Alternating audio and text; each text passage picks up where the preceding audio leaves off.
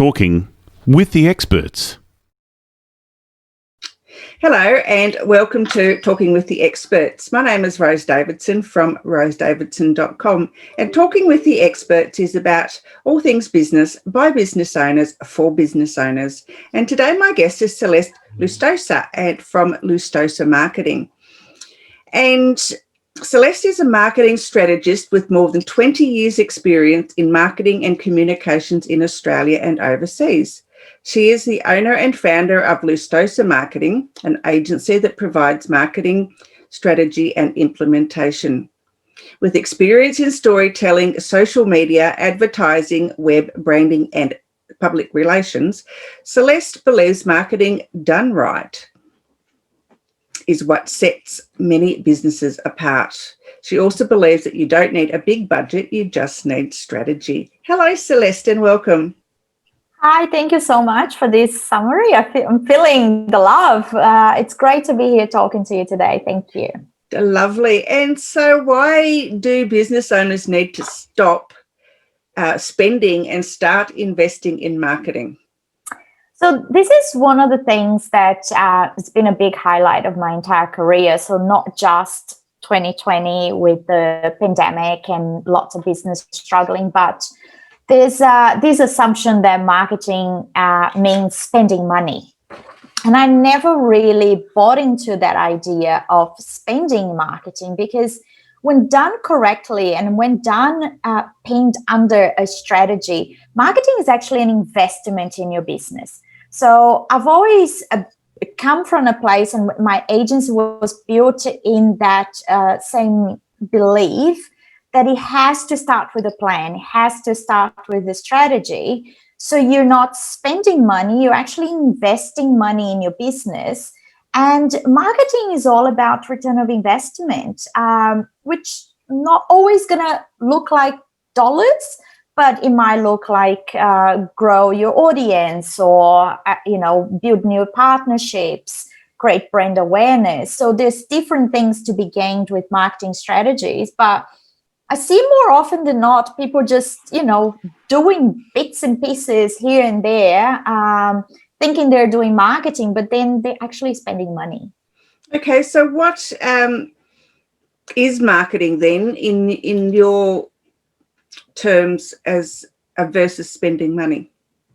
So it's really going a few steps back. So people...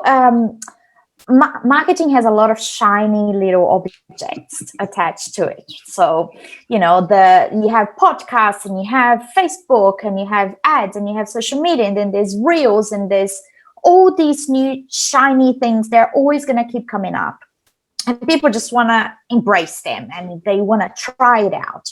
And what I say is that take a few steps back and understand, because marketing is actually not about your business. It's about your customer.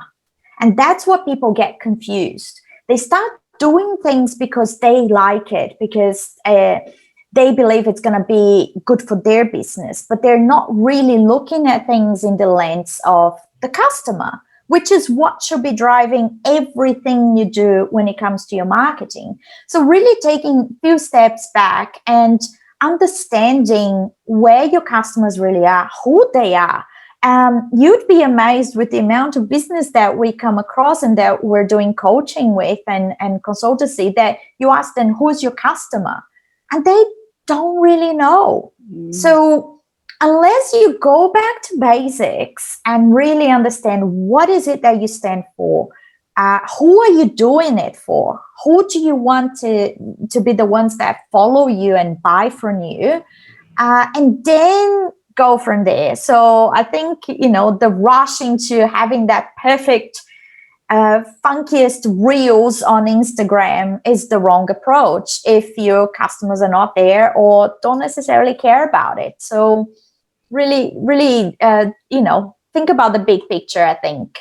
Okay, so a lot of people, as you say, believe that, marketing is spending money rather than the other way around, where you're actually promoting your business and getting a return on investment. So it is an investment. So can you please explain how that works really, I mean, I know you've sort of alluded to it a little bit, but, you know, why isn't it spending money? Why is it an investment in someone's business?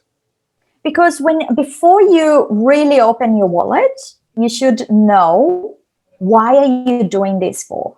And what do you expect to get out of it? And I think these basic why questions are the missing piece. And that's what's going to differ between spending money and investing money. And that's a huge difference. That's where your business is actually going to grow. When you stop spending and you start investing and you start understanding, what do I want to get out of it? So before you spend on a Facebook ad, for example, and I'm using that because it's one of the many tactics that lots of people invest on, what is this ad for? Oh, I'm just selling my product. To whom? Why? Why do they need it right now? Why not the competition? What is setting you apart? And actually, really have that understanding. I know when we set up a Facebook ad, and lots of people who are there have done Facebook ads before themselves without a marketer or a professional. So one of the first things that Facebook asks is that, what is it for? Is it to sell a product? Is it to book an appointment? Is it for brand awareness, just so people know who you are? And that's going to drive your copy. That's going to drive what exactly are you writing in that copy. And, once you start doing these things with a little bit more thought behind it, and keep asking yourself, there's a little exercise that I love that is, ask yourself why at least 4 to 5 times before you actually put some money in it. Why am I doing this? Oh, because I want new followers. Why do you want new followers? Oh, because I have this new product. Once you start really peeling those whys of what you're doing things, that's when you become strategic. That's when your strategy starts kind of coming together. And that's when you're actually going to come to the realization sometimes they're like, oh, actually, I don't need to spend money on ads. I've asked my whys 3 times, and actually ads are not my answer. I actually need to pick up the phone and call a few key customers, or, then you start realizing different strategies that can be more cost effective. Okay, so just going with Facebook ads, because I find them quite confusing. I boost most of my posts, and because it's really easy to do, but trying to create an ad, they've got all this stuff that I don't understand. So does your business do Facebook ads? Like, do you market and help people to make them? Yeah, and that's the thing. That's how I built my business. We do Facebook ads, but we won't just take your money and do a Facebook ad if we don't understand how it's actually going to help your marketing. So one of the things that will really ties is strategy with implementation. That's what my consultancy is. I am not scared to say no. I won't take your business because these ads are a waste of your money, and I'd rather not be the agency that helps you spending your money, and I'd rather be the agency who helps you investing your money in the right strategy. So if Facebook ad is the right strategy for you, sure, we'll help you. And we also help you with what's next, because that's the other thing about marketing, a tactic. So Facebook ad is a tactic, it's not a strategy. So they usually be tied together. So it's a Facebook ad, and then what? I'll bring them to my mailing list. For what purpose? Then we're going to start growing a list and start nurturing people so they can get to know you. For what? So we try to really develop this little web of different tactics that end up becoming your strategy. But yeah, and that's why we created also an agency that is end-to-end. So if it's a skill set that I don't have in my team, we'll help you find the right providers and the right freelancers, or connect you with the right people and help you manage that service. Oh, so terrific. Things are done in collaboration. One of the things that I'm not an SEO expert, for example, but I know a lot of people who are. So I have clients who have their SEO done through my agency because they wanted it tied up with the rest of the strategies we're working on for them. And we're the ones who go and talk to the SEO guys and brief them and tell them what the business actually needs and what else are we doing for them, because they need to kind of talk to each other. So if I built your website, your SEO guy needs to know where I was coming from and what we're trying to achieve with the website. So I think, marketing, it's a lot, there's a lot more to it. There's a lot more strategy to it than people give it credit for. And I think that's why lots of people have been burned with marketing. Like, you have no idea how many conversations I have with people who come to me already with the walls up and saying, you're going to make me spend a lot of money. Or they'll come to me, it's like, I don't have a budget. I don't have a lot of money. Don't spend my money. And I'm like, it's not about spending money at all. It really isn't. It's about asking the hard questions. It's about, being customer driven. Talk to your customers and actually do things that they want, not things that you want or that might be good for your business. I know that marketing is a very misunderstood platform, I guess, if you want to put it in those terms. But do you suggest having a marketing plan? I suggest you look for a professional, and I know, of course, I would say that, but I think the implementation, there's lots of savvy business owners out there that can just get on with it. But once they have a plan, once they have a little action plan of the do's and don'ts, but I would say you seek professional help to get that plan developed, to actually someone who will get you out of your shell, to see what's out there and what my options and what are the best options for my customers.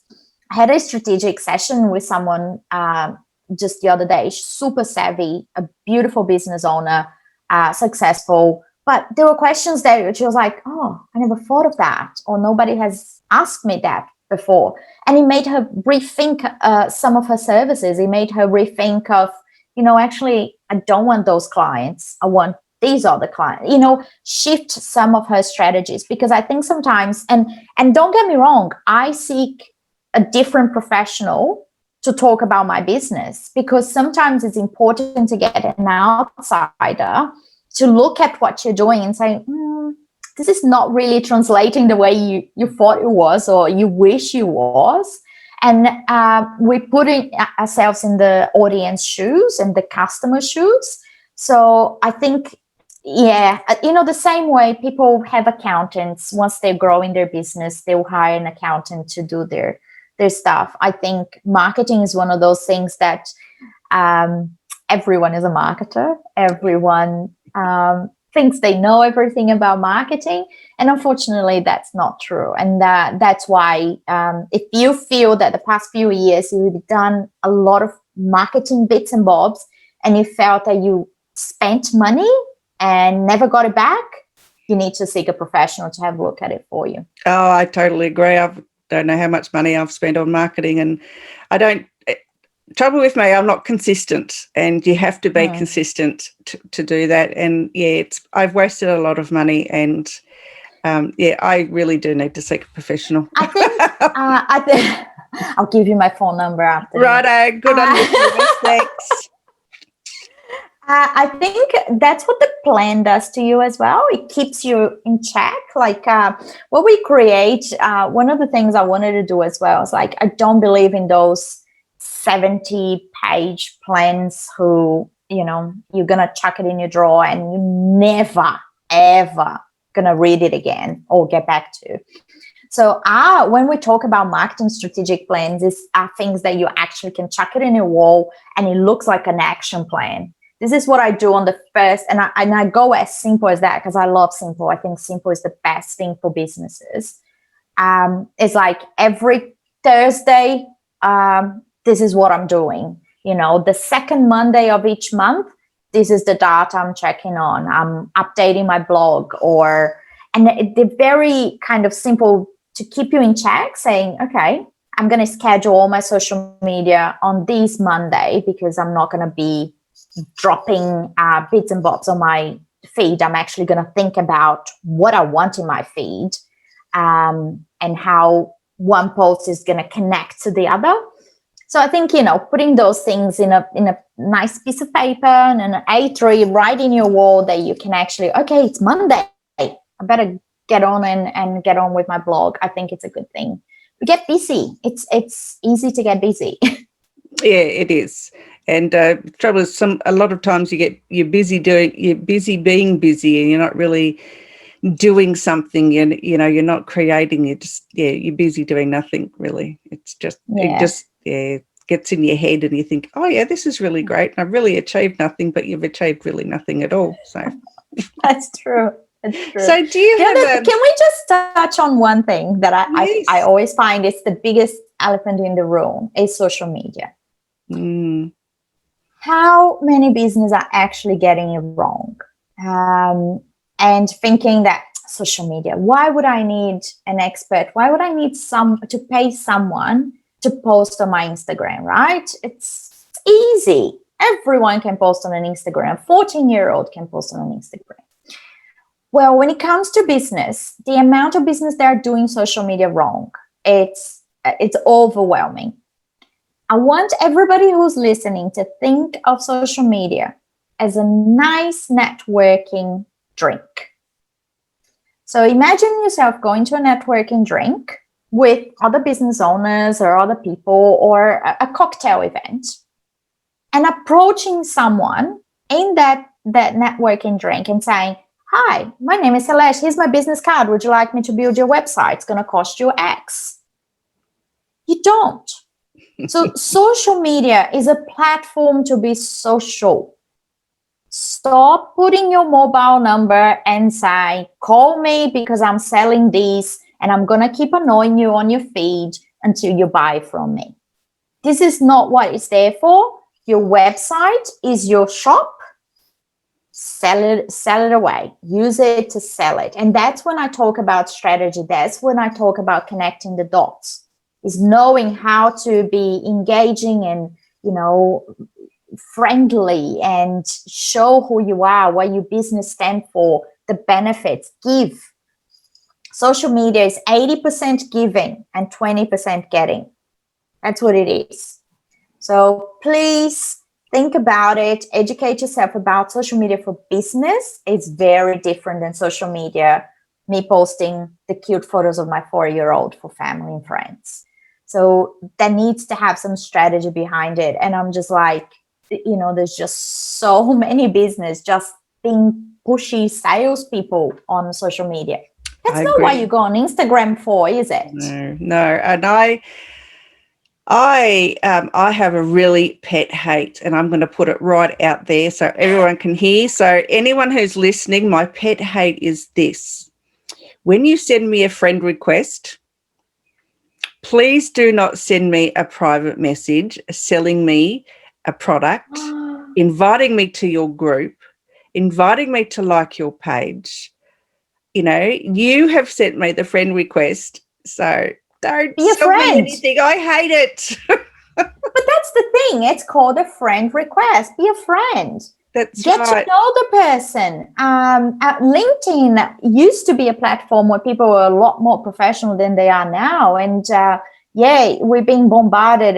Someone requested to connect, and there's like, I'm selling this, buy it. Here's my number. Book a meeting. I'm like, we just met. Same. Buy me dinner first. Yes, exactly. I mean, I have done that, and these people are like really professional people, but still they're sending me, as soon as, I've accepted their connection, they're trying to sell me a product or a training program or something. And I don't care. I just don't care. I don't even know who you are. You've asked me. I've looked at your profile. You look like, you could be someone that I'm interested in, but, stop. Not anymore. They just put you off. Yeah. And I hate it. But that's the thing with social media as well. And that's when, and I know I say the word strategy quite a lot because I do believe in it. And I do believe that's the only way to really grow businesses. But it's okay to sell on social media, but that's a certain way of doing it. Yeah, don't push. It's a soft approach. It's an approach that almost after someone gets to know you well, you're almost saying, okay, and by the way, here's my, for example, let's get back to that cocktail party or that networking event.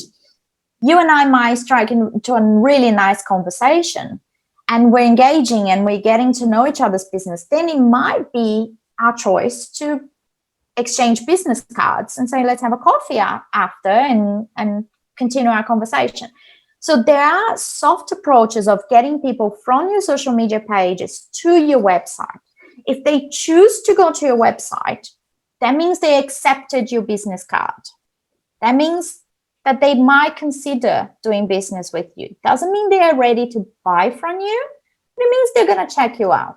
So you got to take a slow approach on social media. You got to be social. That's what's there. Social media. Yeah, that's exactly right.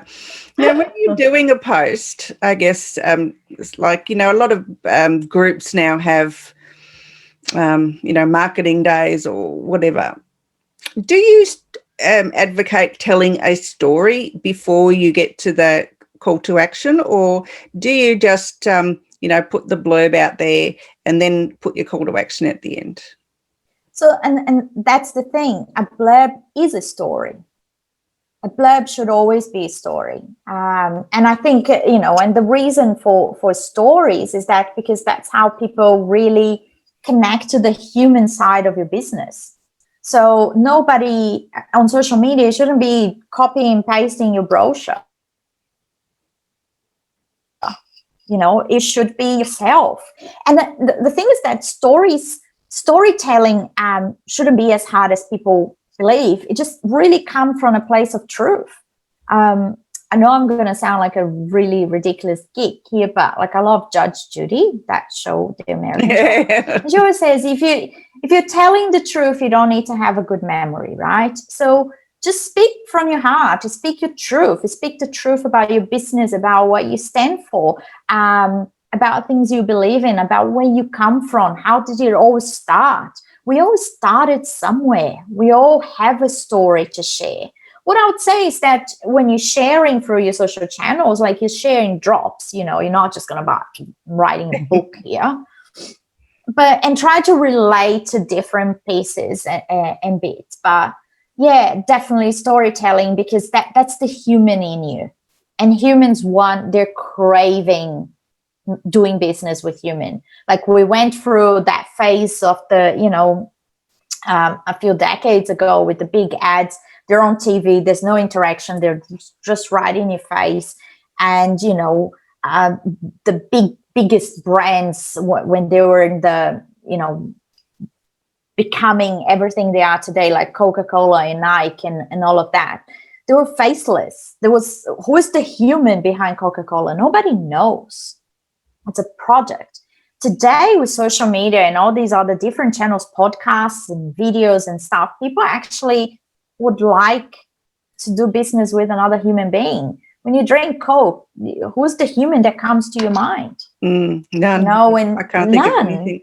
You can't, because these are brands, and not to describe clearly, they're doing just fine when it comes to their growth. But what I'm saying is that even Nike transitioned a bit better than Coke, because Nike started investing in the stories of the athletes that they sponsor, and they became the face of the brand.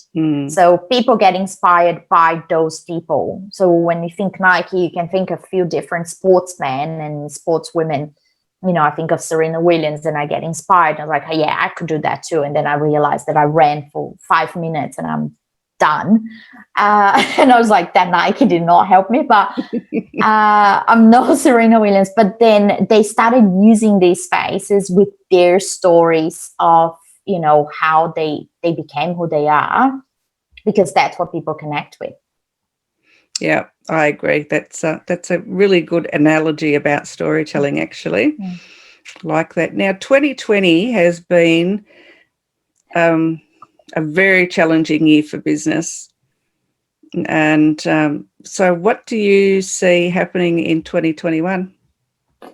I think if anything, like 2020 was one of those really bizarre years that it was out of our control, right? There's you just couldn't control what was going on. You couldn't control the market. You couldn't control your own anxieties and your own, emotions about it all, because it wasn't just a financial insecurity, it was a health and, lives being lost. So I think it was a really tough year for that. I think if I have one advice for business owners is that try to be in as much control as you can of what you're doing, how you're getting out there, and how you're kind of trying to recover or trying to really make up for any lows that you had in 2020. And the only thing of doing that is really having a plan. Not start the year and say, I'm just going to chuck 100 on Facebook, because this is what people do. They're like, I'll just put 100 because, what's 100? But then it's 100 in the bin if you don't know why you spent that for.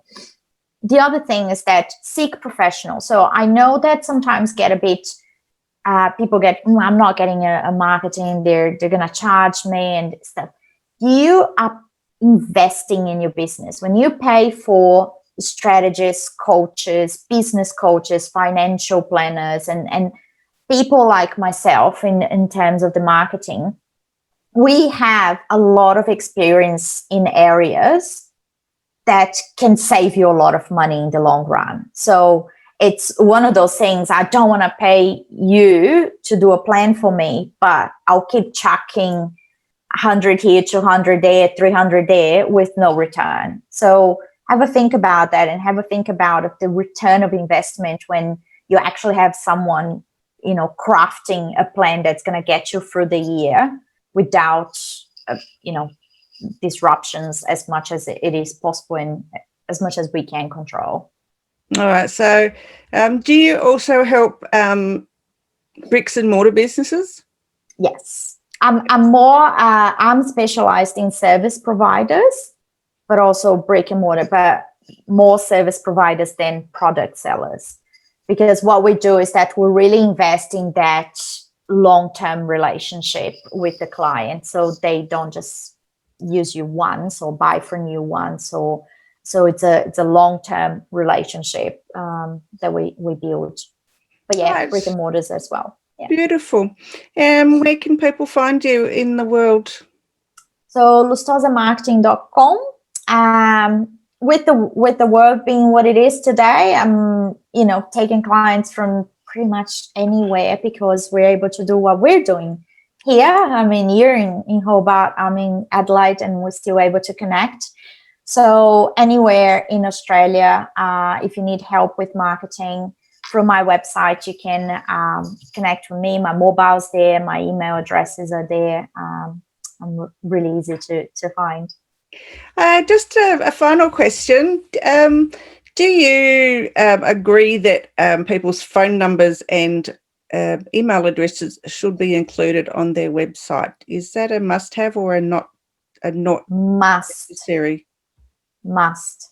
The question I always ask my clients is that, why would you not put it there? And they would say, what if they call at a time I don't want to engage?